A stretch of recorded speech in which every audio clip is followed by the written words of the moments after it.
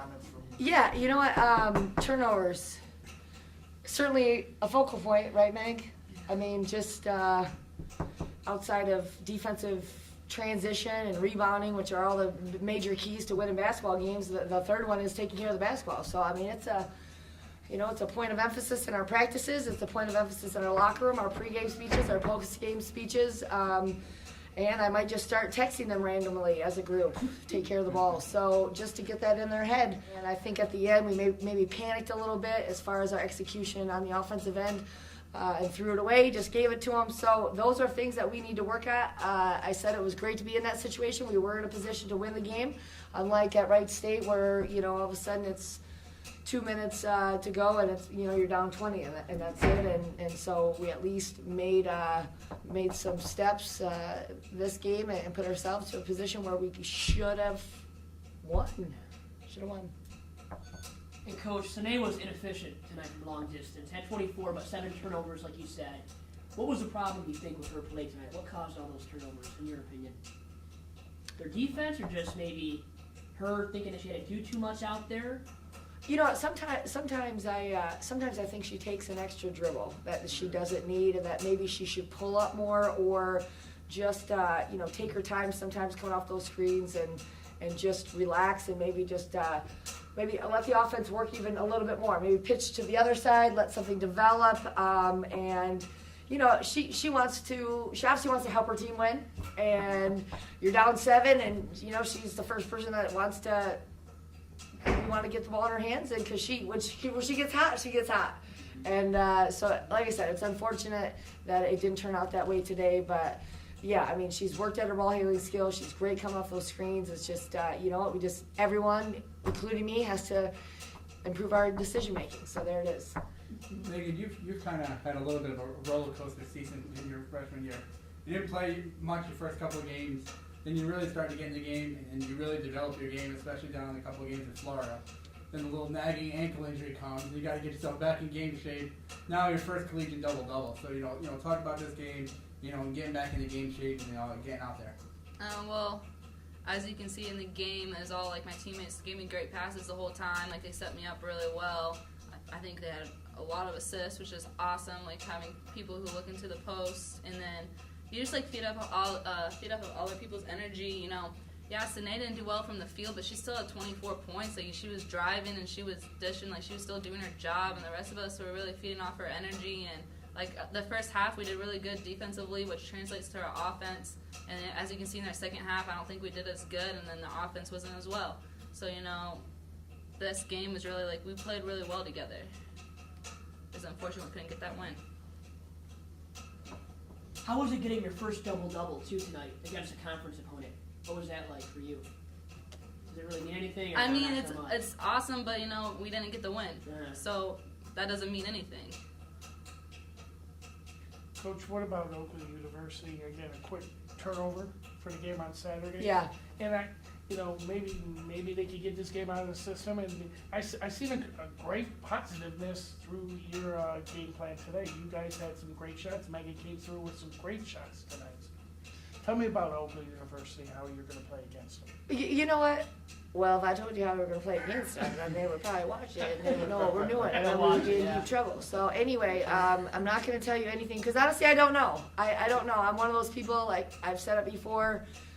If I have a plate of potatoes, peas, and chicken, I'm eating one at a time. That's it. I'm taking it. I'm not putting my fork in every single piece of food. So I am totally all in with Cleveland State, and now you watch the Cleveland State tape tonight, which makes for a late night, but then tomorrow you are all about Oakland for the next obviously 24 hours and trying to figure out what they do. Obviously your assistant coaches have the scout, so they've been doing all the legwork all week, and we have those conversations, and then come Saturday at 2 o'clock we have our game plan figured out, and hopefully the girls can translate what we want to do in just a short period of time. So Oakland, like I said, I do know they put a lot of points on the board against Wright State. They've hung around a lot of teams on the non-conference. They've just gotten some kids back.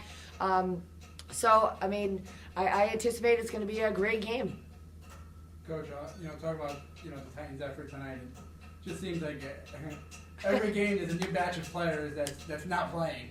It just seems like, but this, the squad, got behind a little bit early, then really, came back. I mean, you have to at least like, the effort. I mean, obviously the things got to be cleaned and, turnovers cut down, but the effort was there tonight from, once again, a short-handed Titans squad that was missing a very valuable team leader, if nothing else. I know. I don't think in my lifetime I've ever looked down the bench and had basically 3 people on crutches. Like, I mean, it's like the most unbelievable thing. And I told Kate before the game, I said, "Yep, they don't box out. I just hit them right in the legs." So, I mean, that's just what it looks like. It looks like a war zone. And so, I mean, I don't know what that is. It's just a bad case of a bad luck. And so, unfortunately, hopefully, Megan Hatter will be back sooner than we think. We think that she is getting better every day, and that Lish is in a position where she's still rehabbing, but obviously Rosie's out for the year. So, but we took a look at it and said, you know what, whatever cards we're dealt, that's the one we're playing with, and that's it. And we're going to go forward because, we as a staff recruited this group of kids to help us. We thought you were good enough to help us win the Horizon League Championship, so you're getting your chance right now, and what are you making the most of your opportunity, or aren't you? So right now, I would be happy if it was me who wasn't getting a whole lot of time and I felt like I should. So I think the kids really took it on today and said, you know what, I was the star of my team. I was that all-state kid. I was the go-to person on my high school team and AAU team. And you know what, I think they kind of took that on as today, and you saw it on the court. So we just have to clean up some edges, like you said, some rough edges. And I think it was the experience toward the end that kind of got us a little bit too. But you know what, game by game, I said we just have to be playing well and clicking on all cylinders in March. And Megan, that same kind of question to you, from the players' perspective. Once again, it could have been very easy for this young team to come out today and it's like, listen, we're missing a bunch of players. If we lose by 60, whatever. We have our entire starting lineup on the bench almost. But from the players' perspective, you guys came out and played very hard. I mean, so what's the mentality like in the locker room?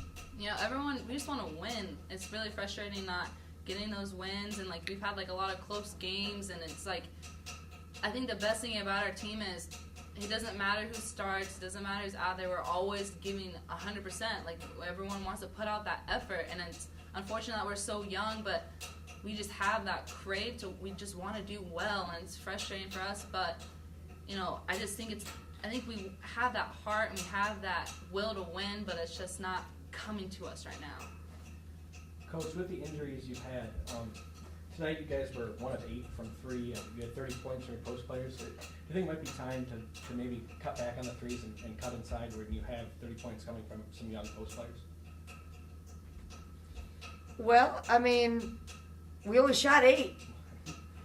I mean, we've been averaging 30-plus attempts from the three-point line. So apparently we did do just that. Was that planned, by the way, or no? It was. To cut back. No. But it was to Yeah. go inside. We said, you know what? Here's the deal. They're going to play 4 guards, and their post player basically 5'10". We're going to play over the top of them. That's what we're going to do. And we got some good looks inside, and we got some good high-low stuff, and that was really working well for us. And we have 6 post kids right now. We have 4 guards, and we said we've got to utilize them because they are good players, and that's what we need to do. We need to pound that sucker inside right now and try to be big, long on the other end of the defensive end and get every rebound, which that did not happen. So that was one area that we did fall short. But you know what? That was actually part of the plan. We could have matched their speed. We could have gone 4 guards with 1 post, but I said, you know what? This is what we want to do, and honestly, it did give us the best chance. We just had a couple of possessions that we wish we could write a check to get back, Seeing how your backup players played, how excited are you about when you get your starters back, how you can go back into the bench and get some production? Very, very excited. I tell the story of Sine a couple years ago. She was buried on the bench behind a couple of kids, and all of a sudden one goes out or one had foul trouble. That's the game she buried 5 threes against Michigan in the second half. And so that was like, oh, well, look what she's capable of. Absolutely. I mean, so that's one of these games. I mean, we've known Megan's had it, like you said, PJ, the roller coaster ride with her. And it was a situation where, hey, you know what? It's not her fault she got injured. Let's throw her right back into the lineup. So even Bree Wilcox with her length, she's getting more comfortable. So all these players that I'm beginning to see what their capabilities are, what their strengths are, and it will be nice to have a full bench and be able to rotate some kids, because I did think we got a little bit winded out there at times.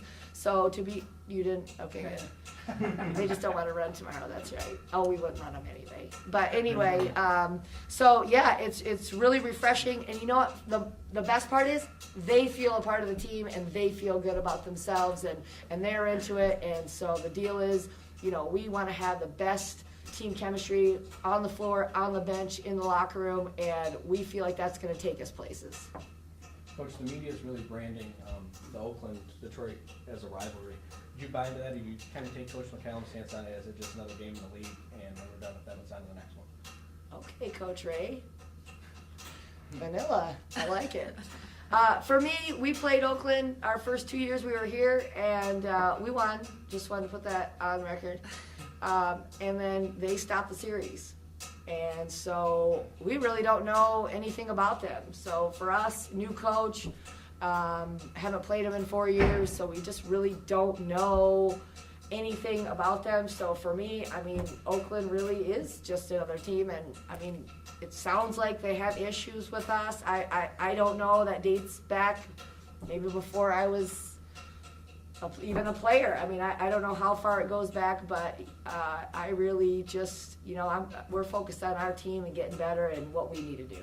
So, Coach, touching on the injury bug real quick once again, what's the Running on realistic the tape. expectation for getting Megan back to game action?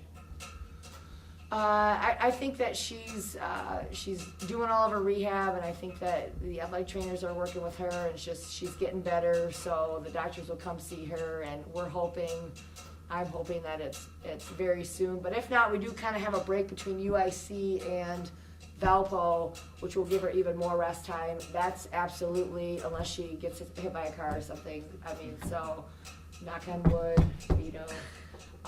So anyway, I'm just saying that I fully expect her back by that time.